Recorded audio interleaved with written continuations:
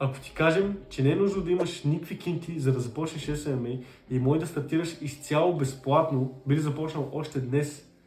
Ако да, изгледай това видео, бате, за да ще ти покажем точно как да започнеш с нулев бюджет. Да, затова нека да не сигаме времето, да направо да започваме.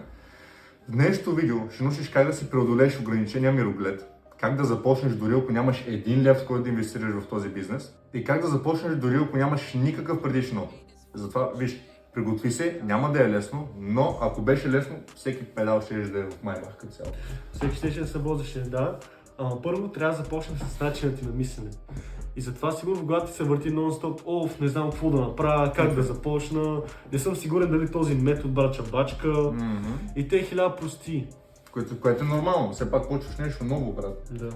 Ама... Значи виж, бате, познаваме хора, които са прекарали месеци да си направят перфектния уебсайт, да бъде професионален, да е оригинален, да направят перфектния скрипт за cold outreach им, да изградят всяка една система, която може да им помогне, само си изгубят времето. Да, изобщо, нали, като започнат и вече са прекарали 2-3 месеца правейки нещо, като започнат или самият пазар не реагира добре на тях, или са объркали нещо. Да. Затова да си подготвен е най-важното нещо, което може да направиш. Нали, не ни разберете нас погрешно, но да прекараш няколко месеца, да си изгубиш времето за нещо, което даже не е от значение, като започваш, е пълно извинение. И просто да си губиш времето продуктивно. Да. Буквално. Гледай процес така, това много ще опрости процеса. Имаш основа. Това си ти името, това ти е нишата, това си сценариите, услугата и евентуално вебсайт. След това имаш намиране на клиенти, това е ти един вид втората стъпка. Това ти е, например, лист от 100 човека. В този лист имаш обаждане или съобщения или какво такефи, това е всеки ден трябва да отричваш. После имаш вързване на клиенти. Това са ти интро и демо обажданията с клиентите, там където правиш парите. И след това очевидно имаш да изпълниш услугата, която си им обещал по цяло и това обяснението си в името. Ако нямаш бюджет, сега ще разбереш как да започнеш да работиш по тези работи. Със сигурност има стойностна информация в това видео, което наистина ще помогне много и ако се слушаш дори малко и я приложиш, ще свършиш много повече от това, което си свършил до сега. Първото нещо, което трябва да направиш е, че трябва да си избереш име. Агенцията ти трябва да има име. Това е твой бранд, в смисъл това ти е твоето онлайн присъствие, твой бизнес характер един вид. Това е нещо, което ти трябва, но човек, брат, не ти трябва една седмица, за да измислиш умрялото име. В смисъл, вземи си първата буква на името, вземи първата буква на бизнес партньора ти, вземи първата буква на кучето ти или нещо, което обичаш и просто служи накрая медиа и съпочвай. Разбира, в смисъл, името няма никакво значение. Но един вид, ако си в ванката топ маркетинга човек, нали, няма ти провери много добре. Но замисли се, защо името да има значение? Nike няма никакво значение. Google не означава нищо, Adidas не означава нищо. Тези неща означават нещо само защото са Nike, Google и Adidas. Така че харесай си едно, избери си това име и просто почвай с него. Почвай се. Така, след като си избрал името, второто нещо, което ще трябва да направиш, е да си направиш уебсайт или лендинг пейдж. Защото само това ти трябва. Първо това запичвате, дето има малко повече кинти. Ако имаш, инвестирай в Website Builder и в домейни. Вземи си името, което си измислил, да кажем си Ванката Топ Маркетинг 1 Pro. Пича. И да го направи. Ако това име е заето, просто да бъде накрая BG или VIP или някаква такава простотия. Ма най-хубаво да е com, в смисъл .com, в смисъл това е топа един вид. Защото всеки го прави. Или в смисъл промени си леко името, ако не си толкова сериозен сейса. Да. И направи една проста страница, където си обясняваш услугите, как може да помогнеш на твоите бъдещи клиенти. Също си служи горе-долу логото да е някъде горе вдясно, добави долу социалните мрежи като Facebook, Instagram. Направи просто сайт, който е една страница и всичко има вътре. И да, и също най-важното, служи най-долу формуляра. Формуляр, който клиента като че отвори този вебсайт, види какво предлагаш, каже си, окей, това може да им помогне. Да. И си пише името, имейла, така, и ти го изпращаш на твой имейл. И ти му отговаряш, така, аз мога да направя това за теб, топ. И продължаваш с процеса цяло. Ако това ти изглежда като много трудно, може да ни пишеш по Instagram и може да ти помогнем с това, нали, разбира се, срещу заплащане, да ти го направим. Ако не, няма никакъв дърт, просто изгледай един YouTube туториал, ще ти обясня какъв билдър да си вземеш или какво си, или домейн. Но, брат, това не трябва да отнеме повече от 3-4 дена. Да. Ако ти е за първи път, в смисъл, първият вебсайт, който ни направихме, за нас, ни отне 4 дена, по 8 часа на ден го обадихме. Да. Обаче втория вебсайт, който направихме, буквално ни отне 1 ден за 6 часа. Да. Демек 4 дена имаш да се направиш ебения вебсайт. Да. Добре, и като вече сме готови за вебсайта, нека говорим за нишата. Защото чуваш нишата навсякъде, той ние говорим за нишата също. И в България това е малко шано тема, защото няма перфектна ниша, нали, както ми казва човек. Няма перфектна ниша, защото ако избереш една ниша, няма достатъчно бизнес и един в тази ниша. Буквално.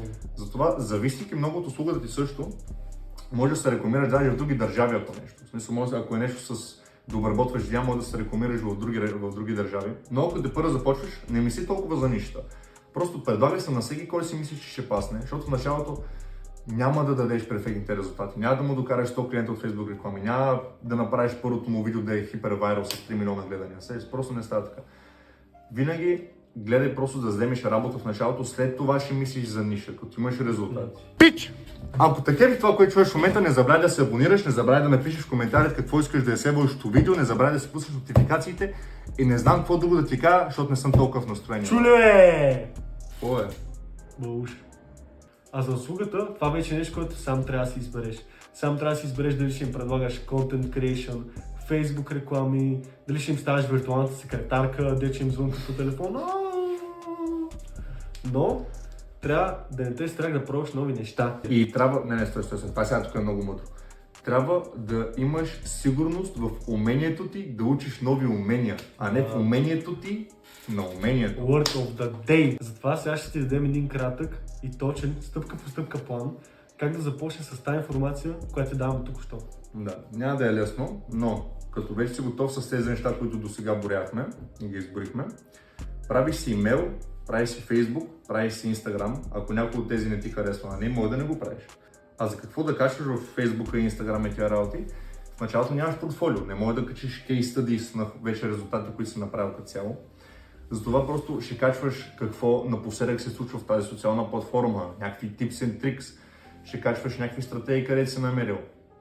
Какво друго може да качиш? Може да качваш услугите си, просто трябва да качваш нещо. Няма значение много какво е, стига да е свързано с SMMA, стига да дава някаква стойност на клиентите, които потенциално могат да работят с теб. А за намиране на клиенти ще въртиш Google Maps и ще ги пишеш всичките в един лист. Ще пишеш адресът им, ще пишеш телефонът ти номер, ще пишеш имейлът им. И като направиш вече лист от 200 човека, чак тогава ще можеш да им звъниш. И като Google Maps се изчерпват, не забравяй, че много бизнеси, особено в България и особено по малките градове, ги няма в Google Maps. Затова като ходиш към Daskul или се съберете навънка или премчиш на някъде или обикаляш, като видиш бизнес, който изглежда подходящ за услугите ти, ще го пишеш в Notes и след това можеш да го потърсиш в Google като цяло. Слушай сега, за студените обаждания или студените лични съобщения ти трябва сценарий или скрипт. Такива сценарии има хипер много в YouTube. И не са толкова трудни да ги схванеш. За сега не лъжиш. Избери си един и започвай процеса на връзване на клиенти. В студеното обаждане самата цел не е да им продадеш услугите и това, което предлагаш, а да вържиш следващата среща. Да. Пък и понякога даже не мога да им помогнеш. В смисъл, понякога просто ти предлагаш Facebook реклами, на тях не им трябва до реклами, а им трябва онлайн присъствие, но ти не го предлагаш, това е просто някак да им помогнеш. Затова не си продаваш услугите, а просто продаваш срещата. В началото предлагаш това, което може да предложиш и в другата бизнес среща, ако са заинтересовани от студеното обаждане, в интро срещата ти един вид, тогава даваш малко повече информация. И ако са заинтересовани и могат да работите заедно, имаш тогава демо обаждане.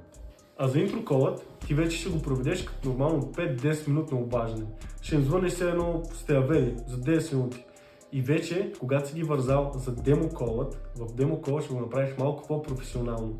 Дали ще е в Google Meet или в Zoom, ти ще имаш една вече готова презентация, която е направена хубаво, ще имаш и готови планове, за това какви сте цените и какви услуги има в тези планове. Абсолютно. И просто изкарваш малко парички, брат. Там е цялата игра като цяло. И като цяло пичове, смисъл, това е всичко, което ви трябва в началото да започнете един вид. Абсолютно, със сигурност не е всичко. Има много други неща. Обаче, ако почнеш да правиш тия и в момента си на дереджето дори не знам какво не знам, един вид, като почнеш да ги правиш тия работи, нещата, които не знаеш, ще ги видиш и ще ги научиш и просто така ще се развиеш човек. Така че, пичове, това беше всичко от нас. Сядайте да бачкате и чуваме се. Чуваме се. Чуваме се.